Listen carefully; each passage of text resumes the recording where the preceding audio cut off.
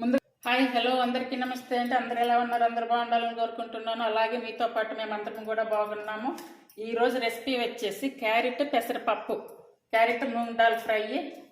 ఇది చాలా easy recipe, side డిష్గా చాలా బాగుంటుంది. అందరూ ట్రై చేయండి. ఈ రెసిపీని ఎలా తయారు చేయాలో వీడియోలో చూడండి. ఇంకా మనం క్యారెట్ పెసరపప్పు ఫ్రై చేసుకోవడానికి, అంటే మూంగ్ దాల్ క్యారెట్ ఫ్రై చేసుకోవడానికి క్యారెట్స్ 1/4 కిలో తీసుకున్నాం, ఆనియన్ ఒకటి, అలాగే పచ్చిమిర్చి, కరివేపాకు, పెసరపప్పు, చిన్న కొబ్బరి ముక్క అండి ఇది. ఇవన్నీ కూడా క్లీన్ చేసుకొని కట్ చేసుకోవాలి. ఈ క్యారెట్స్ అన్నీ కూడా ఇలా చిన్న చిన్న పీసెస్గా కట్ చేసుకోవాలి.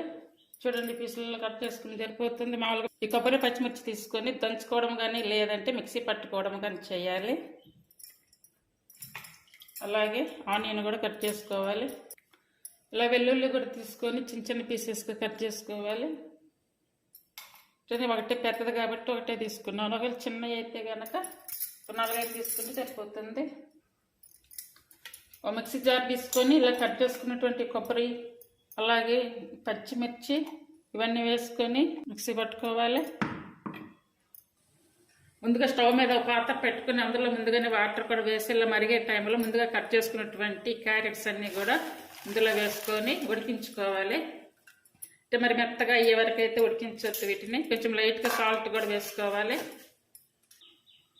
అలాగే సాల్ట్ ఇవి ఒక 50% ఉడికించుకుంటే సరిపోతుంది. చూడండి, ఇట్లా ఇవి వాటర్ నుండి సపరేట్ చేసుకోవాలి. ఇప్పుడు వాటర్ నుండి సపరేట్ చేసుకున్నటువంటి క్యారెట్స్, అలాగే ఈ వాటర్ అయితే పడేయకుండా ఇవి పక్కన పెట్టుకోవాలి.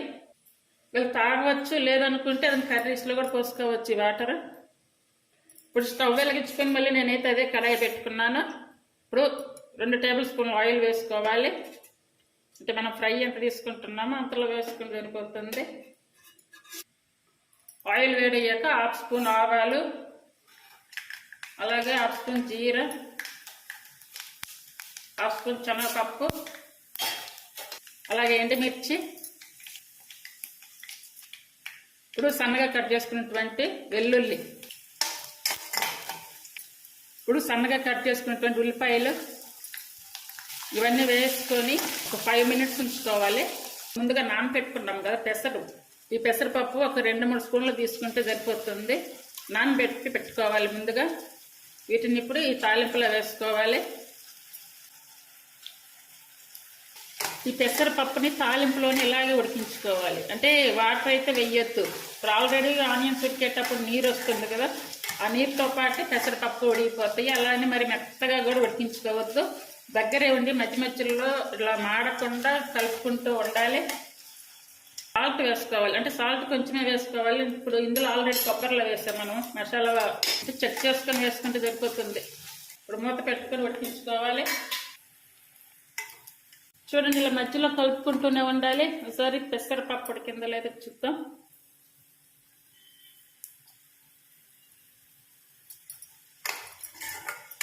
కొంచెం ఉడికించుకుంటే సరిపోతుంది. పెసరపప్పు ఉడికించుకొని కూడా వేసుకోవచ్చు. పెసరపప్పు ఇలా ఉడికించుకున్నాక ఇప్పుడు ముందుగా ఉడికించి పెట్టుకున్నటువంటి క్యారెట్స్ కూడా వేసుకోవాలి. అలాగే ముందుగా తయారు చేసి పెట్టుకున్నటువంటి కొబ్బరి వేసుకోవాలి. ఇదంతా కూడా మంచిగా కలిసేలా కలుపుకోవాలి. ఒకవేళ పెసరపప్పు కానీ అలాగే క్యారెట్ కానీ ఎక్కడైనా కొంచెం ఏదైనా ఉడకకుండా ఉందనుకోండి, ఇప్పుడు ఈ తాలింపులో మగ్గిపోతుంది. ఇలా చేయండి, చాలా ఈజీగా అయిపోతుంది. చాలా తక్కువ టైంలో కూడా అయిపోతుంది. క్యారెట్ ఫ్రై, క్యారెట్ పెసరపప్పు ఫ్రై. మాడకుండా మాత్రం దగ్గరే ఉండి చూసుకోవాలి. కొబ్బరి వేసినాక మాత్రం తప్పనిసరిగా కలుపుకుంటూ ఉండాలి. ఎందుకంటే అడుగంటుకుంటుంది. అడుగుంటుకోకుండా కలుపుకుంటూనే ఉండాలి. ఇప్పుడు ఒక 2 రెమ్మలు కరివేపాకు వేసుకోవాలి.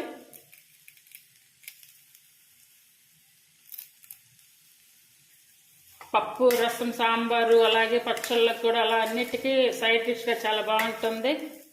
అందరూ ట్రై చేయండి. చాలా తక్కువ టైంలో కూడా అయిపోతుంది. ఇప్పుడైతే స్టవ్ ఆపేసుకోవాలి. చాలా తక్కువ టైంలో చాలా ఈజీగా కూడా అయిపోతుంది ఫ్రై. అందరూ ట్రై చేయండి. ప్లీజ్ లైక్ చేసి, షేర్ చేసి, సబ్స్క్రైబ్ చేయండి. అలాగే ఛానల్కి కూడా సపోర్ట్ చేయండి. ఈ రెసిపీని కూడా అందరూ తయారు చేయండి. కూడా ఈజీగా చేసుకోవచ్చు ఇది. Thank you for watching.